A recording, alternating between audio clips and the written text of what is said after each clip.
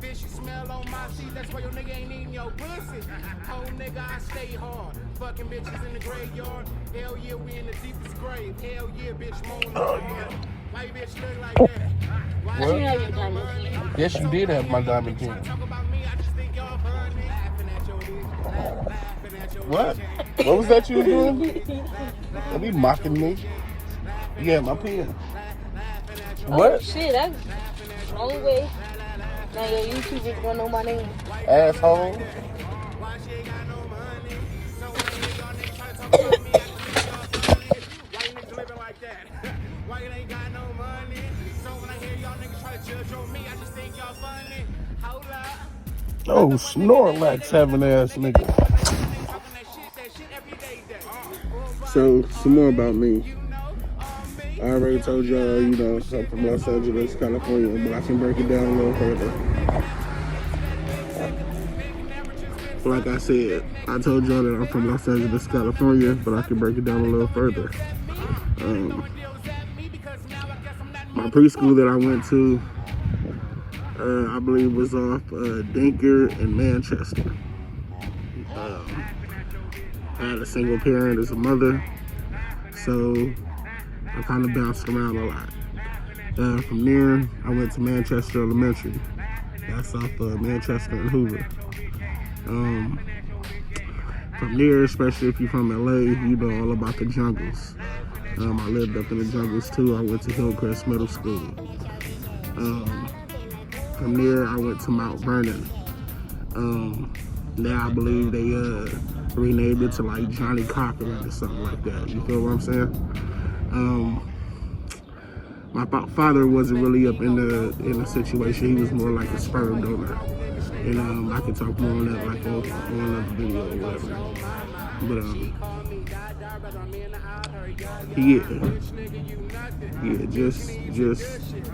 just speak on a little bit more about me. I got into my first fight at Hillcrest Middle School, living up in the J's. You could say that's when I came to get to my first bully or whatever. I was in 3 police stations before by the time I was 15 years old, man.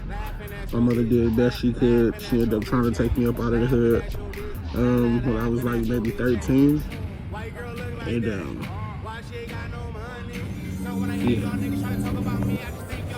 And let me take that back.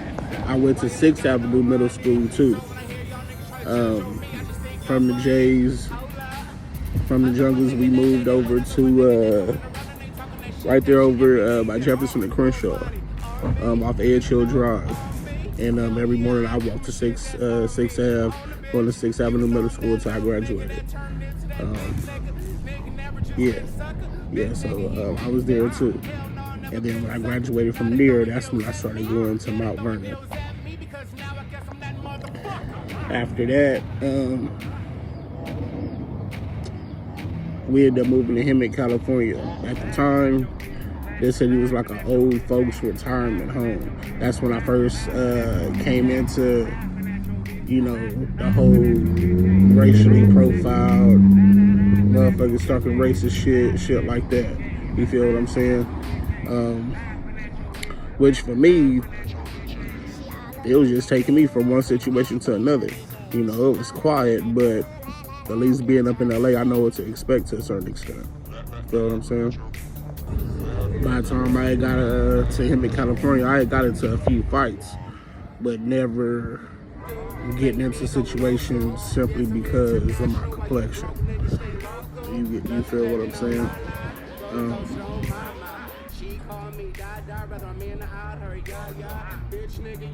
To make it short, my first real incident after a situation of going back name calling, and they seen that my skin was thick, that I could handle that.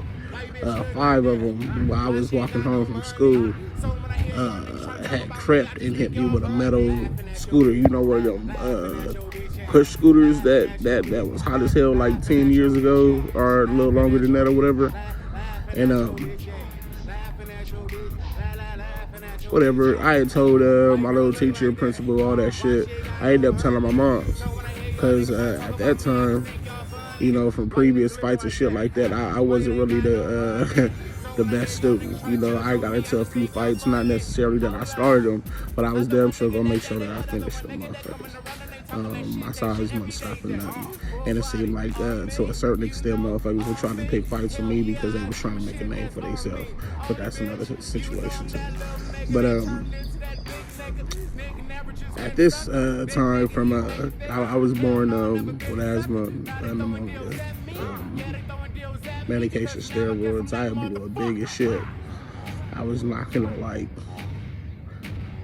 460 something pounds, maybe, or whatever. To where I had to like push myself off the ground in order to get up. You know what I'm saying? It was a specific day. I was at my PE shit, and I got up, and that's how I had to get up. And they was laughing at me or whatever. And a dude that kicked me in the back of my leg, it made me fall back down. And then took off running, thinking that a big nigga wanted to go catch him. I caught him, and I socked that nigga in the back of his head, and I dope fiended. Basically, because I knocked his ass out. After that, him and his parents were trying to press charges. My moms ended up coming up there, you know, basically telling them what they wasn't going to do. You know, my son was telling the teacher over and over and over that they kept fucking with him. He went to the principal. Y'all wasn't doing shit, but the minute that he defended himself, y'all motherfuckers want to suspend him and do this other shit. Fuck that shit. You know what I'm saying? They was talking about that the boy parents wanted to press charges. We didn't give a fuck, my nigga, like real shit. I remember when me and my moms, they got back into the car, I asked her straight up. I was like, yo, am I in trouble? And she was like, hell no. You did what the fuck you was supposed to do. So it was all good. But they still suspended me for like, 3 days or whatever. And it was my birthday, nigga. My birthday is December 10th. You feel what I'm saying? Nigga didn't stop nothing. Still end up having a house function. Party was off the motherfucking hook. Still got me some clothes, nigga. Everything was straight. It didn't stop shit. And on some real shit, I didn't really like going to that motherfucking school anyway. So, yeah. Just, you know, another one today. I'll be giving y'all another story time about me, but just a little bit more about me. You feel what I'm saying? Yeah. See that nigga mobbing in that Nipsey Blue though, right? See what the hell she doing. What you doing? Put a blunt out. Okay.